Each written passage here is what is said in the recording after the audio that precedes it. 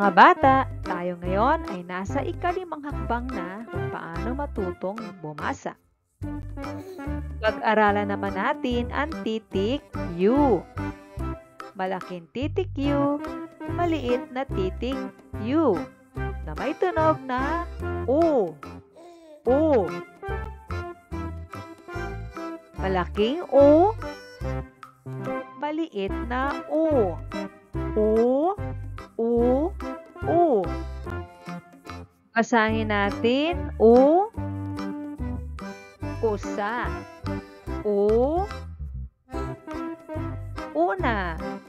U. Upo. Usa. Una.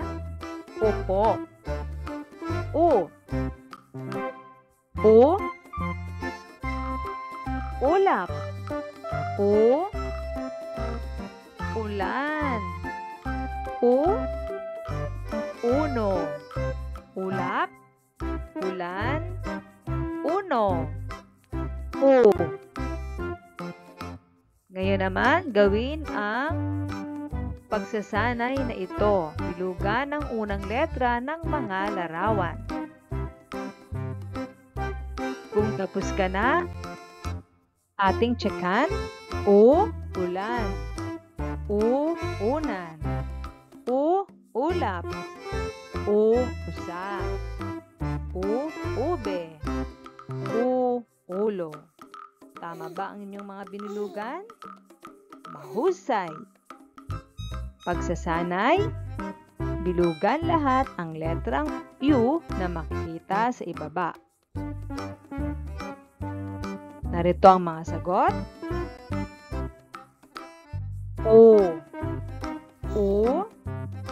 U. U. U. U. Mahusay! Susunod, isulat sa patlang ang nawawalang letra.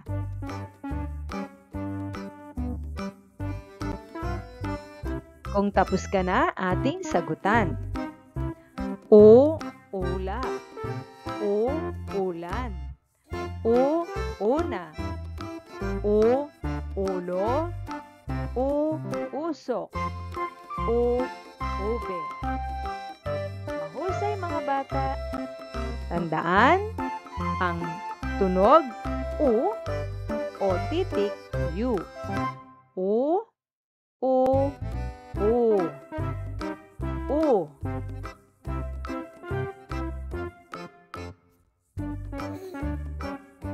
Good job!